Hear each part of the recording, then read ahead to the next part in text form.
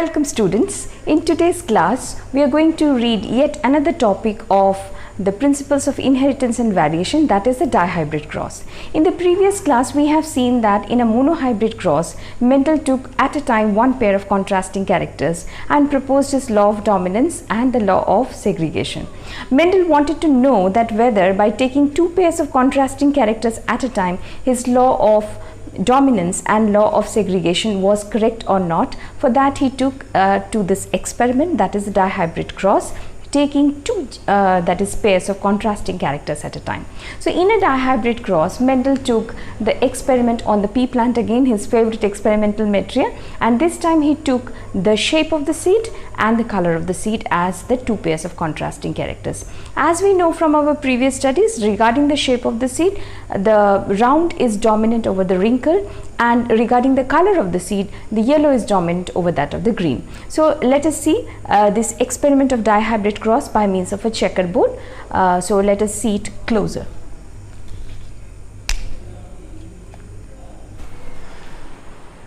So in this dihybrid cross which Mendel has done, that is inheritance of genes, he wanted to know that whether it is also following the same trend like that of the inheritance of a single gene. What he did is that he took this round and yellow seed, and in contrast he took pure, wrinkled and green seeds. So the gamete for this pure will be capital R and capital Y, and for this will be small r and small y. So when this gamete will fertilize or they will fuse, resulting into a formation of a zygote, all the individuals showed the character that were round and yellow. So all were round and yellow. Okay, so all were round and yellow. So this was following the law of dominance as Mendel has suggested for the monohybrid cross. Now he wanted to know whether they are segregating in the similar fashion as they had in case of the monohybrid cross by crossing it or selfing it with the same kind of individuals, that is round and yellow. So in this case what happened is that, to his surprise, instead of finding the ratio 3:1, he found the ratio 9:3:3:1. Okay, so this was something different from that of the monohybrid cross. This ratio which he has found, he wanted to know that what exactly has happened because of, you know, this ratio which has deviated from that of the monohybrid cross. So in this dihybrid cross, the probable gametes which will be forming are like this, that is capital R, capital Y, capital R, small y, small r, small y, small r, small y for the male parent. Similarly, it will be for the female parent as well. So male parent and female parent we have represented by these two symbols, and this is the Punnett square or the checkerboard. So let us see what are the possible combinations for the dihybrid cross or the inheritance of two gene. So if this type of, you know, gamete fuses with this four type of gametes, what are the possible combinations? Let us see that. Okay, so it will be your capital R, capital R, capital Y, capital Y. The next one will be your capital R, capital R, capital Y, small y. The next one will be capital R, small r, capital Y, capital Y. The next one is your capital R, small r, capital Y, small y. Okay, like this it will be for this gamete fertilizing with this one with this one with this. So let us see what has happened. So after combining all the possible gametes in the definite proportion, this was the result of the dihybrid cross which Mendel has obtained, because of which this ratio of 9:3:3:1 was obtained. Now what was that? That is, see, every time there is a dominant gene, the dominant gene will express itself. Every time there is a recessive gene like this, so that the expression will be of the recessive gene. So in this case it is round and yellow because all the gametes are showing the alleles which are dominant.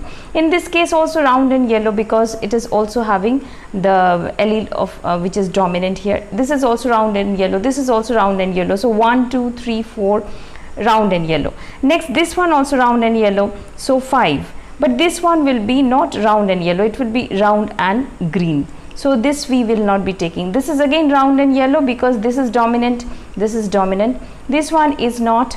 This one is round and yellow, this one is round and yellow, these two are not, then this one is round and yellow. So let us put a tick mark so that we can understand that how many round and yellow pea plants were there. So this 1, 2, 3, 4, 5, then 6, then 7, 8 and 9. So see, total of 9 are coming which are round and yellow. So that's why the first 9 round and yellow. The next one, let us take it, that is, this will be round and green. So let us see where are the other round and green. So this one also will be round expressed and green. So round and green. So let us make it across so that we can understand. So round and green. So this one, again this one will be round and green. So total 1, 2, 3. So round and green 3. Okay, fine. Next, let us see this one. This one will be your wrinkled and yellow. So wrinkled and yellow. So let us put a triangle here to understand wrinkled and yellow. This one also will be wrinkled and yellow, and this one also will be wrinkled and yellow. So this 3 stands for wrinkled and yellow. And the last one of course will be homozygous recessive. That one will be just like that of the parents, that is your wrinkled and green. So that is one, wrinkled and green. So from this checkerboard we can derive that as a result of the dihybrid cross, that is inheritance of 2 gene, the phenotypic ratio, that is the outward expression of the pea plants, where 9:3:3:1, okay, which was not same like that of the monohybrid cross phenotypic ratio, which was 3:1. Now what is the possible explanation which Mendel has given with respect to this new combinations which has come other than the round and yellow and green and wrinkled? Because this was showing the parental character and this was showing the parental character. That time he did not know what is gene, what is chromosome, how does the chromosome separate during the time of cell division, and all these things.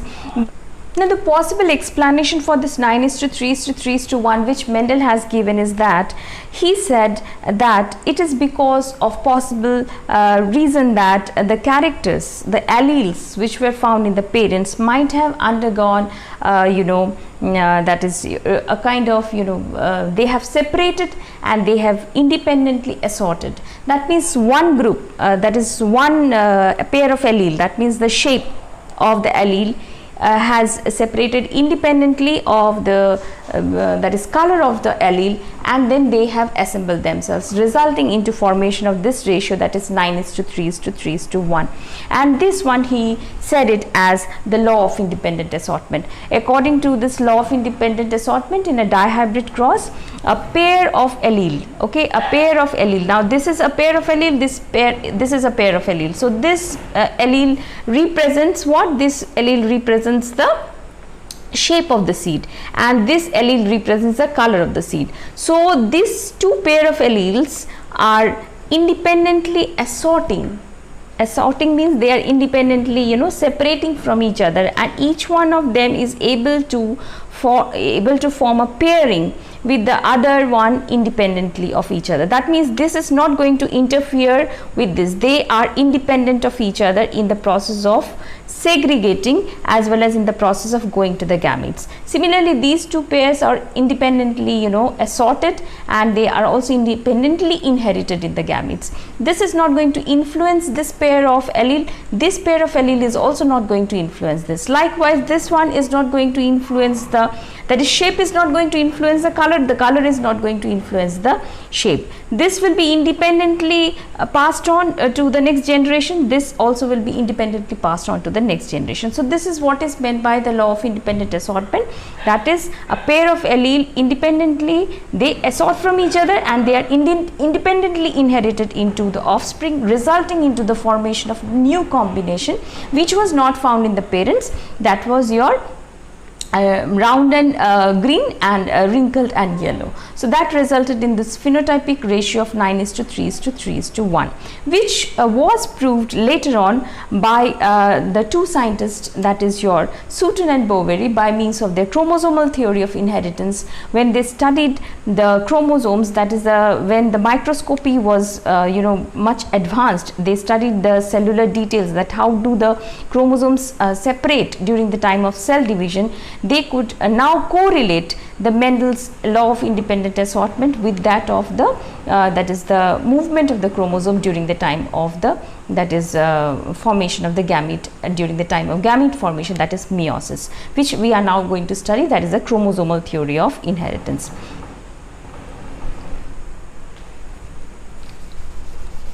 After learning the dihybrid cross, then the next thing which we are going to study today is about your chromosomal theory of inheritance. See, when Mendel proposed the law of independent assortment, there was and published his paper.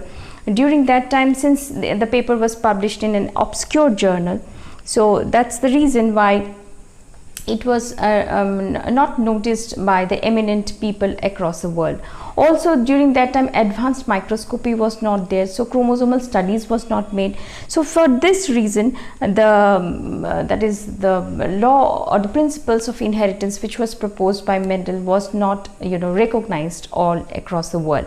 But it was after his death in 1900, when the two scientists, Sutton and Boveri, worked again on the inheritance of the characters in an organism. They found a correlation between their work and that of the Mendel, and then they found a similarity between the factors which Mendel has called, that is the inheritance of the factors with respect to the chromosome, because that time the microscopy was quite advanced, and the chromosomal studies during the time of the separation of the chromosomes was made by using certain stains, and they could now assign the factors as genes, and that of the things that the genes were present in the chromosomes by various kinds of studies, and they put forward a parallelism between that of the genes and the chromosomes. So this theory which these two scientists have proposed in the year 1902 is known as your chromosomal theory of inheritance,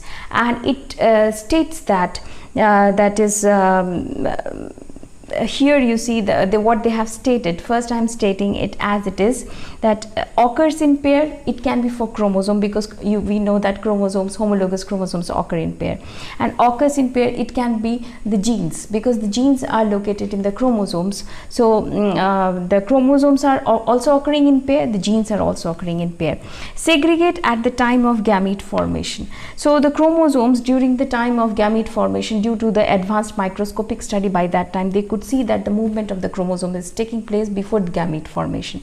So as the genes are the part of the chromosome, so segregation at gamete formation, and only one of each pair is transmitted to the gamete. So as the chromosome are transmitted, only one chromosome to a gamete, similarly along with the chromosome, the genes which are associated, they will be also transmitted to the gamete. So the genes are also in pairs, so only one of the genes will be going to the gamete.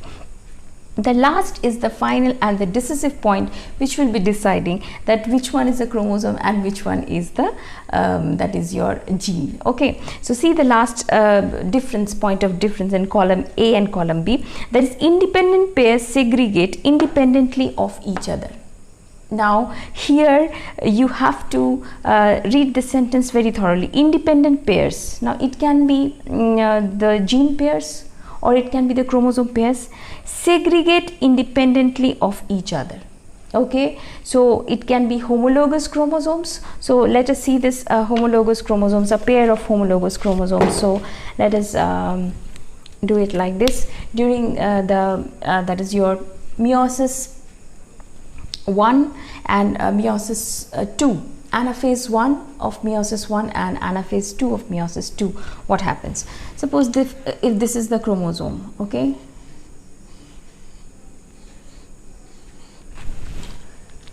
and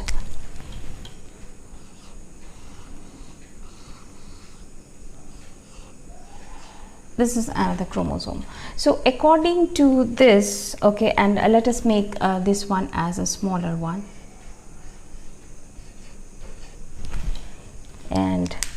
this one to be a smaller one. So the chromosomes will be lying in the equatorial plate. So what will happen is that that is according to this point, the independent pair, this is an independent pair, this is an independent pair. So let us make it as this one as pair 1 and this one as pair 2. Okay, so the independent pairs segregate independently of each other. This pair segregation is not linked with the segregation of this pair. That means it can segregate independently of each other. How it is going to segregate and go to the gametes is not dependent upon the segregation of this pair of chromosomes and going into the gamete.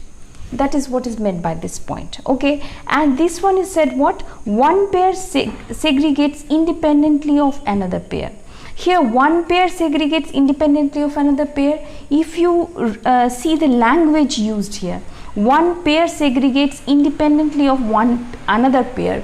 Here it represents the alleles, which are the alternative form of the gene. Now what is that? Think for example the yellow and the green color in case of pea plant, or in case of your shape, that is the round and wrinkled. So one pair, that is the color if we consider as one pair, and the shape to be another pair. So one pair segregates independently of another pair.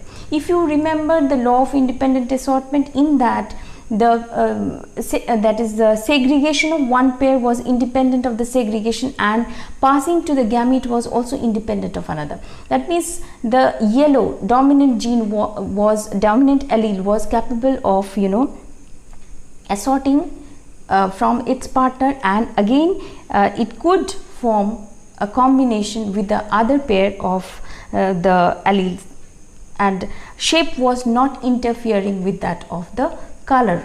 So here it represents the allele, here it represents the gene. So the last point is the deciding factor, which decides that column A represents the chromosomes and column B represents the genes. The first 2 points are same. Chromosomes also occur in pair, genes also occur in pair. They segregate at the time of gamete formation, and only one goes to the gamete. Here also they segregate during the gamete formation, and one goes to the gamete. The third is independent pairs. Independent pairs, this is one pair, this is one pair. Independent pairs segregate independently of each other. This will be segregating independently, this will be segregating independently. It is not going to interfere with this. And one pair segregates independent of another pair.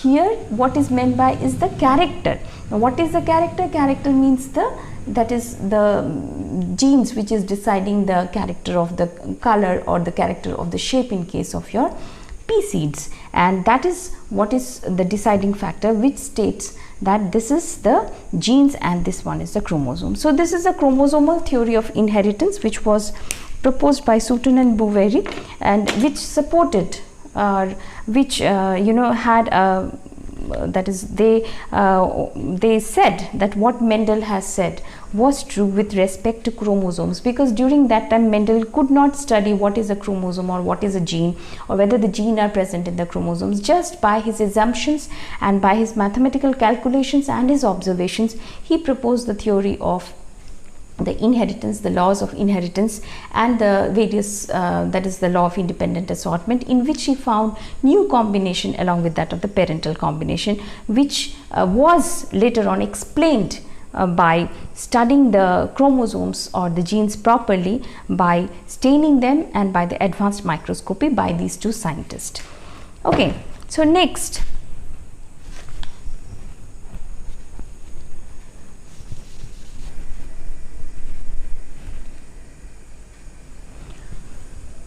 so with the proposal of this chromosomal theory of inheritance, it formed a basis for the other scientists to study more deeper into the chromosomal theory of inheritance. And later on there was a scientist, his name was Morgan. Morgan and his co-workers also wanted to go further deeper into what the Sutton and Boveri has proposed regarding the chromosomal theory of inheritance. That is, the genes are present in the chromosomes, and the chromosomes, when are passed on to the gametes, along with that the genes are also inherited by using a experimental material other than the pea plant, which was your fly, animal. For the first time they used an animal as an experimental material, and that was an insect, that was a fly which is called the fruit fly. The scientific name of this fruit fly was Drosophila melanogaster, and this fruit fly was very convenient to work for Morgan and his co-workers to study the inheritance pattern. The reason is because this fruit fly could be grown in the laboratory condition within 1 to 2 weeks. That is, within 14 days they could find the next generation. So it was easy to culture in the experimental conditions.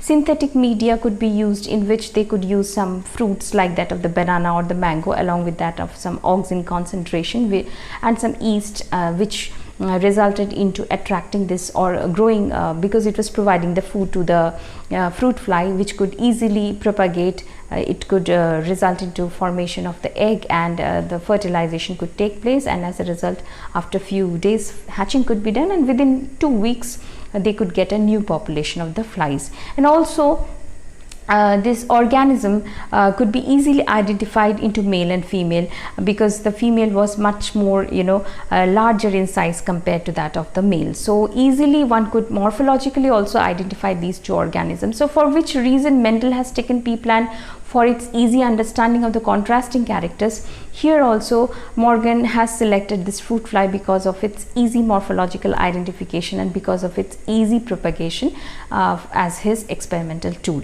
to study the inheritance, principles of inheritance in more details, which we will be taking on in our the next class.